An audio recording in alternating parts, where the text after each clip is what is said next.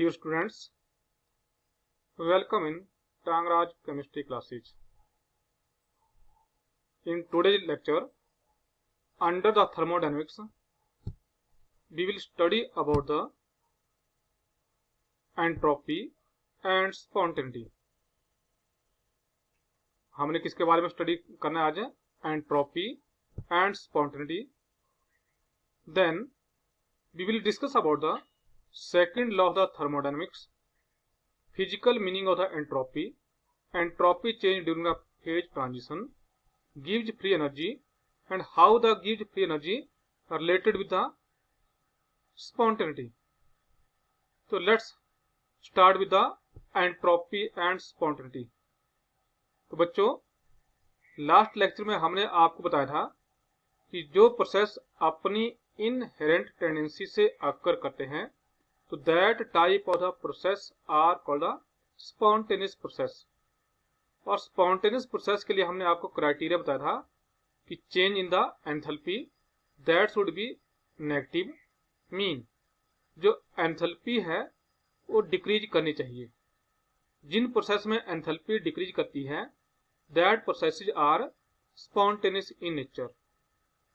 फिर हमने आपको बताया था इंक्रीज इन द रैंडमनेस, कि जो रैंडमनेस है, डिसऑर्डर है, जो उनकी zigzag movement of the molecules है इन द सिस्टम और surrounding, that should be increase. तो जो उस रैंडमनेस को जो हम मेजर करते हैं, that is called the entropy, the property of the system which measure the degree of the randomness is और disorder in the system is called the entropy. कि हमने आपको बताया कि हम जो रैंडमनेस ऑफ द सिस्टम है या डिसऑर्डर ऑफ द सिस्टम है उसको मेजर करते हैं, तो that is called the entropy. It is the state function, mean as it depends upon the initial and final state. कि हम आपको बार बार बताते आए हैं कि the processes which depends upon the initial and final states are called the state function. ये पाथ के ऊपर डिपेंड नहीं करते हैं और हम इसको चेंज की फॉर्म में करते हैं. तो delta S is equal to S final state minus S initial state, mean entropy of the final state minus entropy of the initial state. और फॉर द रिएक्शन, जैसा आपको पता है रिएक्शन के लिए क्या होता है, product is the final state and reactant is the initial state. तो delta S is equal to S product minus S reactant. Entropy increase with increase in the temperature. कि यदि हम किसी भी सिस्टम में टेम्परेचर जो है इंक्रीज करते हैं तो उसकी एंट्रोपी क्या होती है, इंक्रीज करती है. क्योंकि because with rise in the temperature the kinetic energy of the molecule increase. जिससे क्या होता है, जो रैंडमनेस आल्सो इंक्रीज करती है. कि जैसा हमारे पास कोई सिस्टम है, यदि हमने क्या किया उसका टेम्परेचर इंक्रीज कर दिया तो मॉलिक्यूल की काइनेटिक एनर्जी भी इंक्रीज करेगी. तो उससे उनका क्या होगा, जो स्पीड है that also goes on increase, और उनका जो है जिगजैग मोशन है, रैंडम मोशन है, दैट आल्सो इंक्रीज. यदि हम उसकी जो है टेम्परेचर डिक्रीज करते हैं then the kinetic energy of the molecule that also goes on decrease and entropy also decrease. Mathematically the change in the entropy है फॉर द रिवर्सिबल प्रोसेस, तो that is delta S is equal to Q reversible upon temperature. कि हम जो change in entropy है कैसे निकालते हैं, कि for the reversible process mean system से जो है और सराउंडिंग के बीच में, उसको हम बोलेंगे reversible process Q reversible upon temperature. तो by using this formula we can calculate the entropy change of any system और surrounding. If there is a increase in the entropy of the system then there is a decrease in the entropy of the surrounding and vice versa. Entropy change the amount of the heat absorbed isothermally and reversibly divided by the absolute temperature at which heat is absorbed. Now unit of the entropy, तो जैसा बच्चों आप यहाँ लिख रहे हैं कि delta S क्या है, Q/T। और Q इज द हीट, और हीट के आपको पता है जो यूनिट है दैट द जूल, और टेम्परेचर की जो यूनिट है दैट द केल्विन, तो जूल पर केल्विन। और जो कमर्शियल यूनिट है उसको लेते हैं कि कैलोरी पर डिग्री। यहाँ पे हम टेम्परेचर डिग्री सेल्सियस में लेंगे और हीट की यूनिट हम कैलोरी में लेंगे। Now physical meaning of the entropy, कि as we know that physically we have the 3 states, solid, liquid और गैसेज। तो entropy is the measure of the degree of the randomness और disorder, जैसा कि हमने आपको अभी डेफिनेशन बताया। Greater is the disorder, higher is the entropy of the system. The relationship between the entropy and disorder give suitable explanation of the entropy change in various processes। यदि हम यहाँ पे जो है सॉलिड स्टेट को देखें तो आपने बच्चों छोटी क्लास में स्टडी किया होगा कि जो सॉलिड है उनमें क्या होता है, जो मॉलिक्यूल जो है या पार्टिकल जो है दे आर क्लोजली पैक्ड, और उनकी काइनेटिक एनर्जी लो होती है। तो यदि काइनेटिक एनर्जी उनकी लो है तो due to which they have the less disorder और randomness, so due to which they have the lowest entropy among the substances। तो यहाँ पे आप देखेंगे कि that the constant of the solid, ये क्लोजली पैक्ड है तो इनके बीच में जो रैंडमनेस है काफी कम है। जो लिक्विड है उनमें कहते हैं जो मॉलिक्यूल है या पार्टिकल जो है they are far away as compare to solid, उनका कहता है जो इंटरमीडिएट काइनेटिक एनर्जी होती है, due to that intermediate kinetic energy their entropy or disorder is medium, so they have the intermediate entropy or disorder। तो आप यहाँ पे देख रहे हैं जो लिक्विड है उसमें मॉलिक्यूल जो है काफी आगे हैं, उनके बीच में एम्प्टी स्पेस है। Due to presence of this empty space वो फ्रीली मूव कर लेते हैं from one place to the another place, तो दैट वाई कि उनकी जो एंट्रोपी है मीडियम है।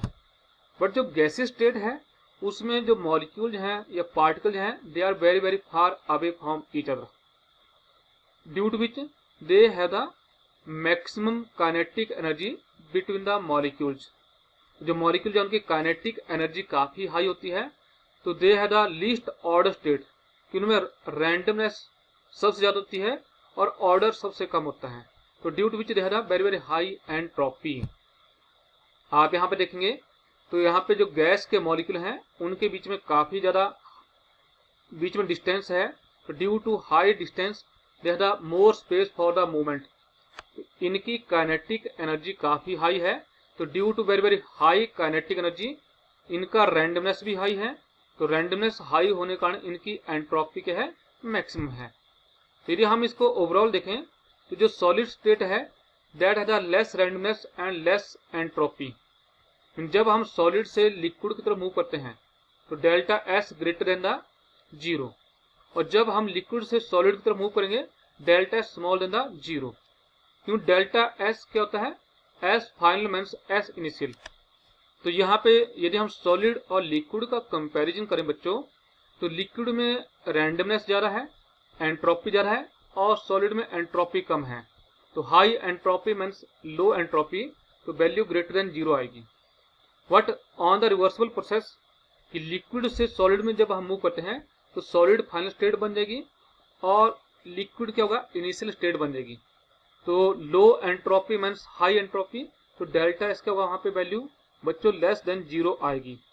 Same case happen with the gases, from the liquid to gases, और गैसेज की सबसे ज्यादा एंट्रोपी है because they have the maximum randomness in the molecule. तो when we move from liquid to the gases state delta S always greater than 0 mean positive है, but on moving from gases to the liquid state delta S is less than 0 mean that है the negative value of the entropy. Next second law of the thermodynamics. जो second law of the thermodynamics है that depend upon the entropy. क्या बोला गया, the entropy of the universe always goes on increase for every spontaneous process। कि जितने भी spontaneous processes हैं उनकी जो एंट्रोपी है वो हमेशा करते इंक्रीज करती है। मीन उनकी वैल्यू क्या है, that is greater than the zero, कि डेल्टा एस यूनिवर्स या we can say that delta S total greater than zero. और डेल्टा एस यूनिवर्स करता है that is the equal to delta S system plus delta S surrounding, तो that is greater than zero. बच्चों मैंने आपको जो है इसी यूनिट के फर्स्ट लेक्चर में बताया था कि डेल्टा एस मीन जो यूनिवर्स है that universe have the two parts system and surrounding. जो यूनिवर्स की एंट्रोपी चेंज है that the sum of the entropy change of the system and surrounding. तो another definition of the second law कि हम इसको another form में भी define करते हैं कि heat can not spontaneously flow from cold region to hot region without external work being performed और डन ऑन द सिस्टम। बच्चों यदि आपको याद होगा हमने पिछले लेक्चर में बताया था कि there is a limitation of the first law. First law क्या बोलता है कि heat always flow from high temperature toward the low temperature, but there is also reverse कि लो टेम्परेचर से वो हाई टेम्परेचर में मूव करता है, परंतु साथ में हमें वहां पे काम करना पड़ेगा। तो सेकंड लॉ यही बोलता है कि हीट को जो है हम कोल्ड रीजन से हॉट रीजन में भी मूव करते हैं, फ्लो करते हैं, परंतु साथ में हमें वहां पे एक्सटर्नल वर्क करना पड़ेगा, तभी क्या होगा, वो फ्लो करेगा। तो on combining first and second law कि हम दोनों लॉ को कंबाइन करते हैं तो क्या बोलेंगे हम, the entropy of a close system can be decrease only by transferring heat from the system. That is another definition, the entropy of a close system can be decrease only by transferring heat from the system, कि हम किसी भी close system की जो entropy को decree कर सकते हैं यदि हम वहां से हीट को सिस्टम से बाहर निकाल सकते हैं। जब हीट सिस्टम से बाहर निकलेगी तो उसका क्या होगा, टेम्परेचर डाउन आएगा, टेम्परेचर डाउन आने से उसकी काइनेटिक एनर्जी कम होगी, तो due to decrease in the kinetic energy what will happen, entropy decrease. So the combining definition of the first and second law कि हम कंबाइंड फॉर्म में कैसे बोलेंगे, the energy of the universe is always conserve, कि universe की जो energy है कैसी है, कंजर्व्ड है, कांस्टेंट है।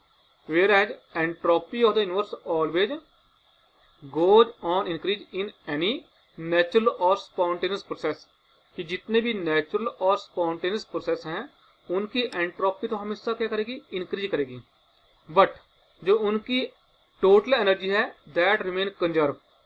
मीन सिस्टम और सराउंडिंग के बीच में यदि सिस्टम की एनर्जी डिक्रीज करेगी सराउंडिंग की इंक्रीज करेगी, सराउंडिंग की डिक्रीज करेगी सिस्टम की इंक्रीज करेगी, और टोटल एनर्जी करेगी कंजर्व। बट कि जो स्पॉन्टेनियस प्रोसेस है उसमें एंट्रोपी करके हमेशा इंक्रीज करती है। तो it is about the combined form of the second law of the thermodynamics, first and second law of the thermodynamics. Now we will discuss about the various type of the entropies. जो entropies हैं वो कैसे हम उनको various processes में define करते हैं।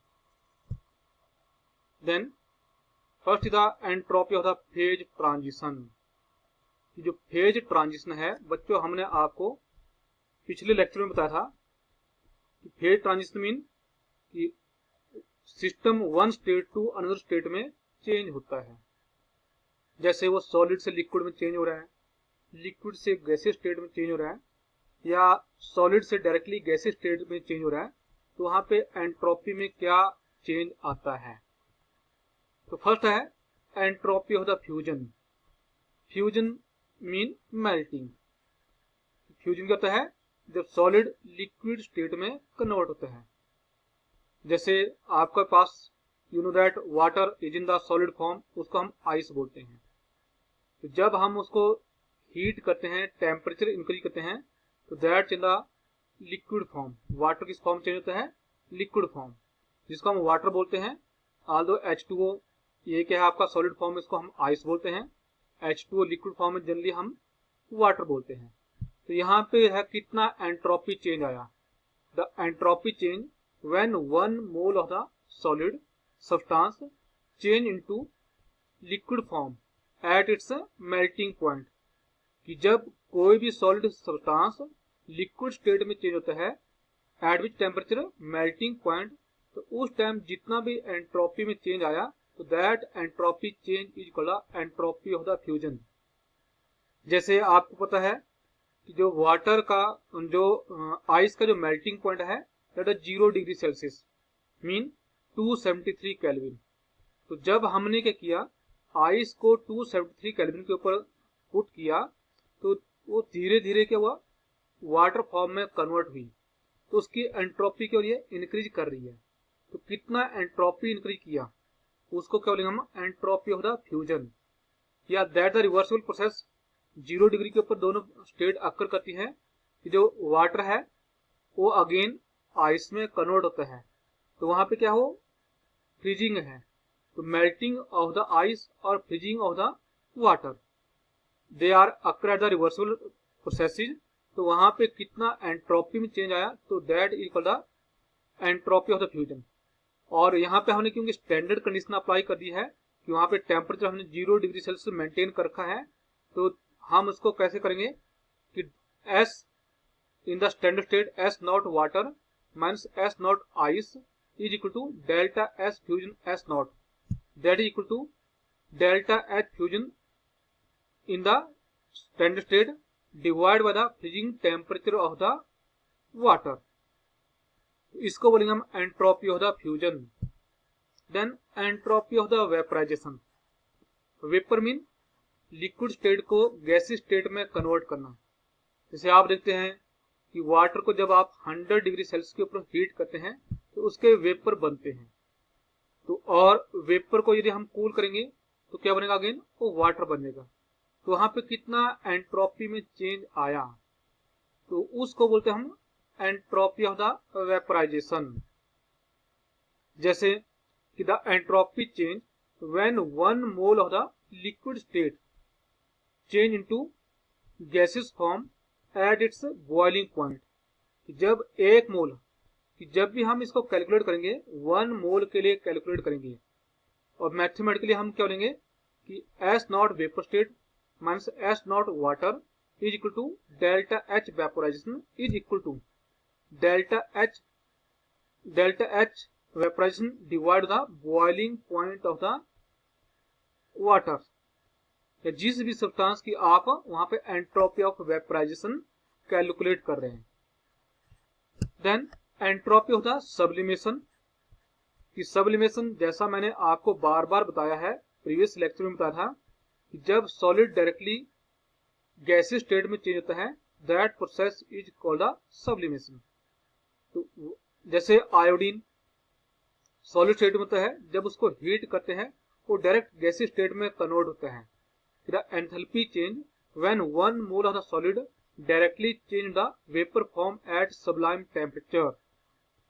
Example क्या बताया हमने, iodine solid change the iodine liquid, iodine gaseous form. तो यहां बोलेंगे हम S not vapour means S naught solid state is equal to delta H naught sublimation upon sublime temperature. और बच्चों एक बात आपने ध्यान रखनी है, जो एंट्रोपी ऑफ द सब्लिमेशन है that is the sum of the entropy of the fusion and entropy of the vaporisation.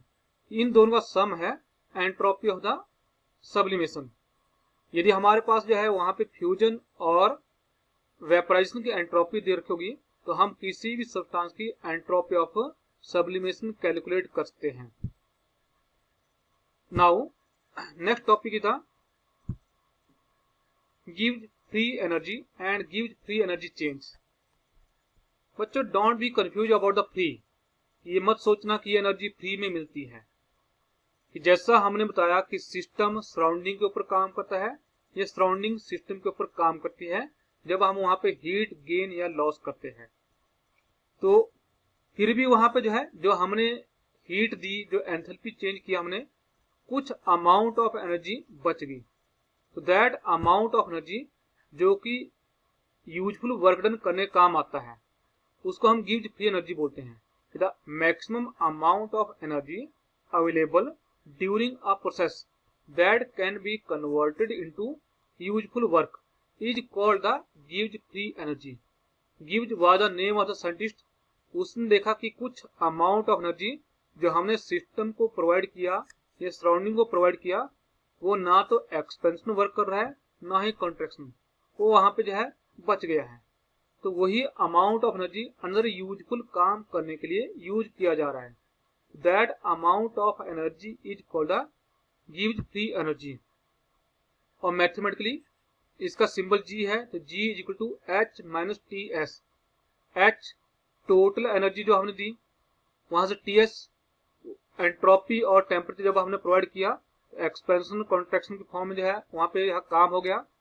और जो बच गई, क्या बच गई, एच माइनस टी एस, उसको बोलेंगे हम गिव्स free energy. Let for a reaction at constant temperature, कोई हमारे पास रिएक्शन है कांस्टेंट टेम्परेचर के ऊपर, तो वहां पे रिएक्टेंट किस में चेंज होता है, प्रोडक्ट में। तो for reactant G R is equal to H R minus T S R, that the गिव्स free energy relation for the reactant. And for product, उसके लिए रिलेशन क्या बनेगा, G P is equal to H P minus T S P. तो बच्चों change हम कैसे निकालते हैं, final value minus initial value. तो चेंज इन द गिव्स एनर्जी क्या बोलेंगे इसको हम, delta G. Delta G is equal to G P minus G R. तो हम यहाँ पे वैल्यू पुट करेंगे, जीपी की वैल्यू है H P minus T S P minus G R H P minus T S H R minus T S are.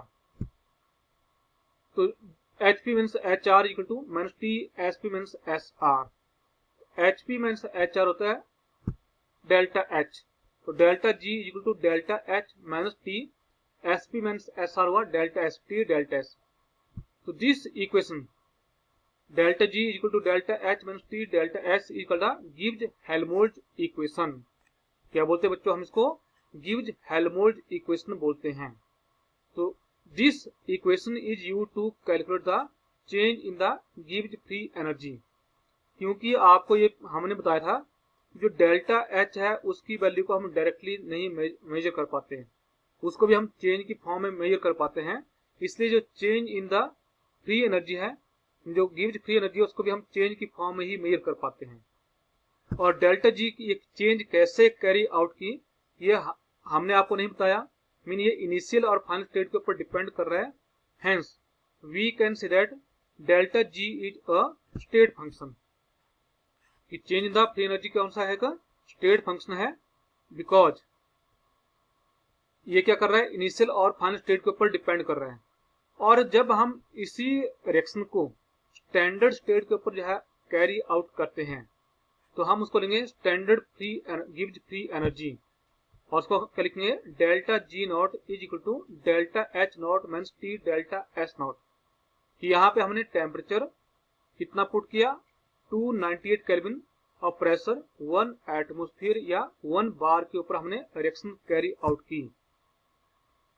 Now कि gives free energy change for predicting feasibility और spontaneity of a reaction. जो gives free energy है कैसे किसी reaction की feasibility और spontaneity को predict करती है। तो वी नो दैट, हमने जो है आपको बताया था delta S total is equal to delta S system plus delta S surrounding. कि जो यूनिवर्स का जो हमारे पास एंट्रोपी चेंज है वो सिस्टम और सराउंडिंग की एंट्रोपी चेंज के सम के बराबर होता है। अब जो हमने आपको बताया था डेल्टा एस के होता है मैथमेटिकली क्यू अपॉन टी, तो यहां से हम क्या बोलेंगे, delta S surrounding is equal to Q surrounding upon temperature.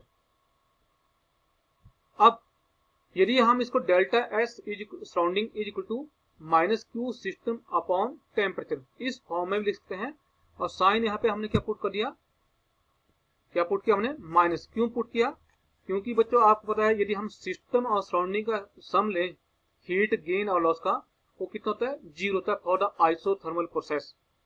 तो it mean Q system is equal to क्या बन जाएगा, क्यू माइनस क्यू सराउंडिंग, और Q surrounding is equal to minus Q system.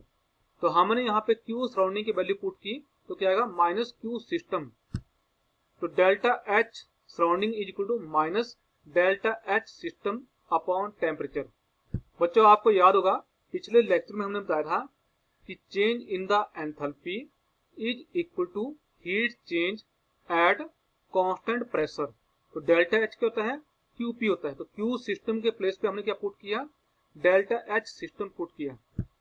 तो यहां से आ गया डेल्टा एस टोटल, यहां पुट किया हमने इसको इक्वेशन 1 में, delta S total is equal to delta S system, और डेल्टा एस सराउंडिंग के प्लेस पे हमने क्या पुट कर दिया, minus delta H system upon T. तो पूरी इक्वेशन को टी से मल्टीप्लाई कर दिया तो क्या बन गया, T delta S total is equal to T delta S system minus, क्योंकि टी से मल्टीप्लाई करें तो टी से टी कैंसिल हो जाएगी, तो माइनस डेल्टा एच सिस्टम आ जाएगा। तो टी डेल्टा एस, इसको जो है हम टी डेल्टा एस टोटल को इस साइड में ले आए, डेल्टा एच सिस्टम और टी डेल्टा एस सिस्टम को इस साइड में ले आए। तो यहां से साइन जब यहां पे मूव करेंगे तो पॉजिटिव हो गया, तो delta H system minus T delta S इसका नेगेटिव हो गया, is equal to minus T delta S total. तो delta G system, delta H system minus T delta S system बच्चों किसके बराबर है, delta G system is equal to minus T delta S total. क्या यहाँ पे टी डेल्टा एस टोटल है ये। As we know that delta S is positive for the spontaneity, तो हम यहाँ पे पुट करेंगे तो delta G system is equal to minus T into positive value. जब पॉजिटिव और नेगेटिव को मल्टीप्लाई करेंगे तो डेल्टा जी सिस्टम की वैल्यू क्या आएगी, नेगेटिव आएगी। इसका मीन क्या हुआ बच्चों कि चेंज इन द गिव्स free energy should be negative for the spontaneity, कि जो स्पॉन्टेनियस प्रोसेस है उसमें गिव्स फ्री एनर्जी चेंज क्या करेगा, डिक्रीज करेगा। तो दैट द गिव्स free energy and spontaneity of the reaction. Now overall driving force for the spontaneity. बच्चों हमने आपको बताया कि डेल्टा जी कहता है delta H minus T delta S. तो हमने स्पॉन्टेनिटी के लिए पहले बताया था इंडिविजुअली कि delta H should be negative and delta S should be positive. Delta H कहता है नेगेटिव और डेल्टा एस कहता है पॉजिटिव होता है। यदि हम यहाँ पे इसको पुट करें तो डेल्टा एच के प्लेस में negative value minus T delta S positive value, तो डेल्टा जी क्या आ गया यहाँ पे, नेगेटिव आ गया। तो such type of process are spontaneous in nature. But यदि हम डेल्टा एच को पॉजिटिव पुट करते हैं और डेल्टा एस को नेगेटिव, यानी हम उनको चेंज कर देते हैं, तो यहाँ पुट करेंगे तो डेल्टा जी positive minus T delta S negative, तो नेगेटिव और नेगेटिव को मल्टीप्लाई करेंगे पॉजिटिव, पॉजिटिव और पॉजिटिव को ऐड करेंगे तो अगेन पॉजिटिव आएगा, तो डेल्टा जी पॉजिटिव आ गया। तो for such reaction that are the non spontaneous process, तो व्हेन डेल्टा एच इज 0 और delta S is equal to 0, then we can say that delta G is equal to 0, तो process is at equilibrium. तो it is about the गिव्स free energy and spontaneity of the reaction. Thank you.